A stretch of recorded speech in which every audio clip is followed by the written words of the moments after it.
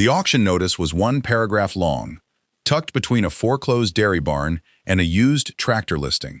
120 acres, no water rights, no mineral rights, sold as is, where is. Starting bid, $2,000. Nobody wanted it. The land had a name once. Locals called it Widow Creek Flats. But by the time this story starts, most people just called it that cracked ground out past the county line. It had been part of a working farm for over a century, fed by a tributary that used to run wide and slow through the valley. Then, in the early 1980s, an upstream dam project rerouted the water for irrigation on a neighboring development. The creek thinned to a trickle, then to nothing. What was left behind was 120 acres of dried-out riverbed, a stretch of cracked, sun-baked clay that looked less like farmland and more like the surface of a drought-stricken lakebed. Locals said nothing would ever grow there again. That's exactly why he bought it. His name doesn't matter as much as what he did, but for the sake of the story, let's call him Walt. 61 years old, third-generation farmer, the kind of man who'd spent his whole life reading soil instead of spreadsheets.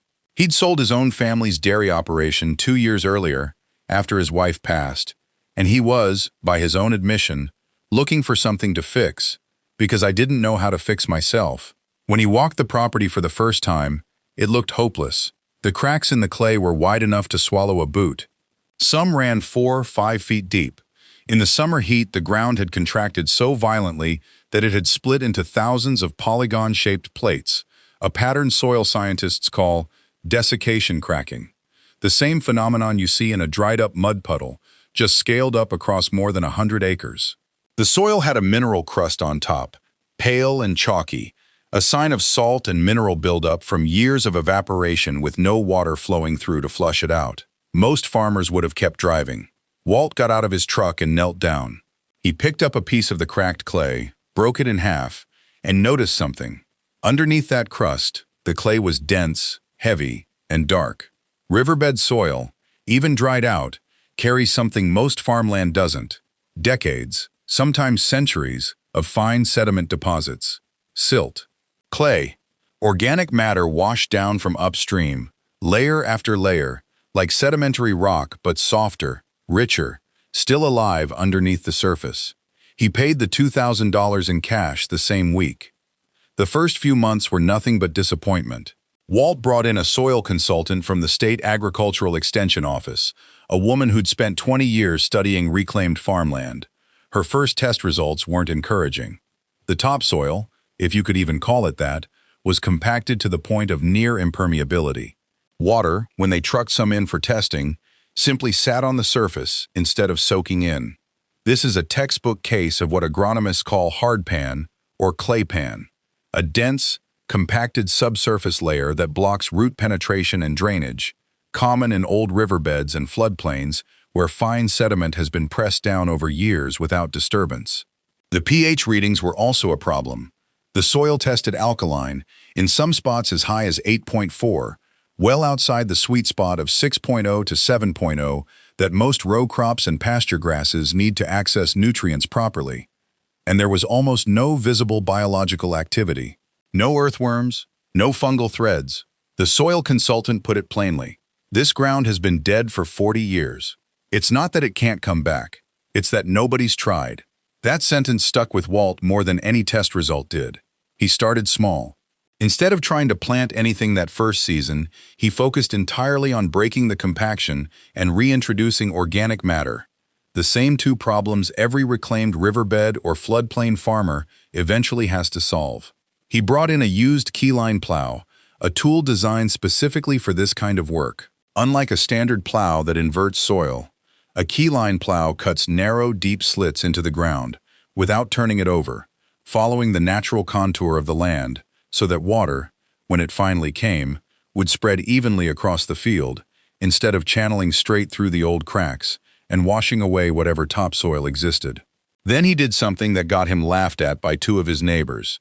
He ordered 60 tons of wood chips and 11 truckloads of aged manure, and he began sheet mulching the entire eastern third of the property by hand and by tractor, section by section. Sheet mulching, layering organic material like straw, compost, and wood chips directly onto compacted or poor soil, is a technique with real roots in both regenerative agriculture and old-world Dutch reclamation farming, where farmers have spent centuries turning marginal, waterlogged, or salt-affected land into some of the most productive ground in Europe. It wasn't a gimmick. It was the same principle that built the polders. He also planted his first cover crop that autumn, a mix of daikon radish, clover, and cereal rye. Daikon radish in particular is famous among regenerative farmers for what people call bio-drilling. Its long taproot can punch 6 to 8 inches, sometimes more, straight down through compacted soil, and when the radish dies back over winter, it leaves a channel behind that water, and future roots can follow. It's not folklore, it's basic root physiology, and it's one of the cheapest, most effective tools against claypan compaction that exists. By the following spring, something had changed. Not everywhere, but in patches, especially where the wood chips had broken down over winter, the soil crumbled instead of cracked. Walt found his first earthworm in April, 14 months after buying the land. He said later that he took a photo of it on his phone like it was a newborn grandchild. But the real turning point, the moment the story earns its title, came about 18 months in, during a well drilling operation. Walt had always assumed there was no water on the property. The county records confirmed no active water rights, and the surface creek had been dry for 4 decades. But a hydrologist friend, doing him a favor, suggested running a simple resistivity survey, a low-cost method of using electrical currents to estimate what's underground before committing to expensive drilling. It's standard practice in both American and Dutch agriculture, especially in regions where old riverbeds and buried aquifers are common. The survey came back with something nobody expected, a shallow, unconfined aquifer sitting almost directly beneath the old creek bed, roughly 40 feet down. This is actually less unusual than it sounds. Old riverbeds often sit atop what hydrogeologists call alluvial aquifers, porous layers of sand and gravel deposited by the river over thousands of years, capable of storing enormous volumes of water even after the surface flow disappears. The river hadn't vanished.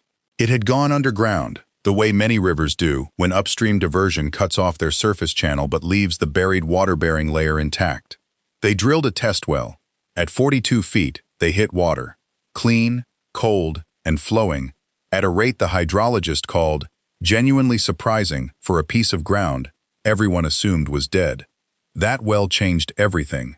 Within a year, Walt had installed a solar-powered pump system and a network of buried drip lines, feeding water directly to root zones instead of flooding the surface, a method that also happens to be one of the most effective ways to reverse the salt buildup that plagued the topsoil in the first place, since drip irrigation moves salts downward and away from the root zone rather than concentrating them at the surface the way flood irrigation does.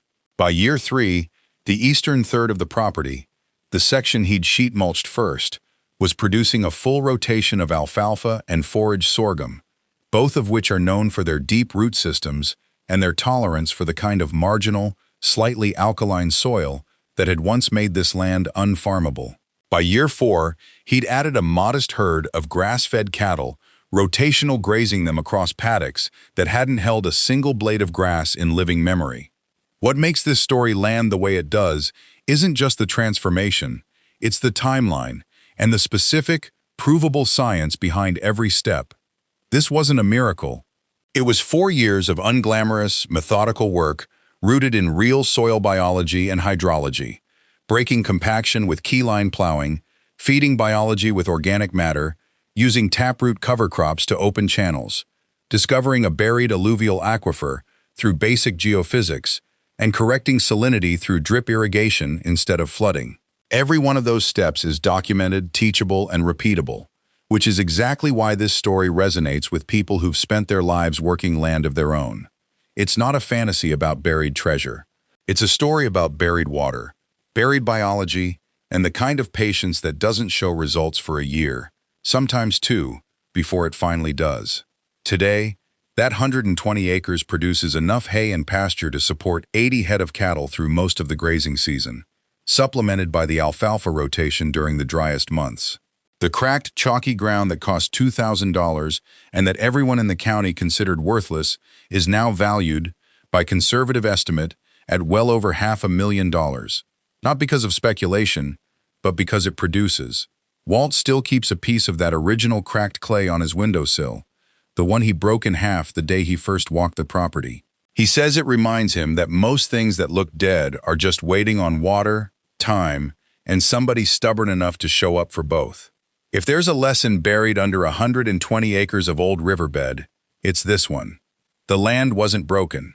It was just disconnected from water, from biology, from anyone willing to read what the cracks were actually telling them. Everything Walt needed was already there, 42 feet down and 4 seasons away. He just had to be patient enough and curious enough to go looking for it.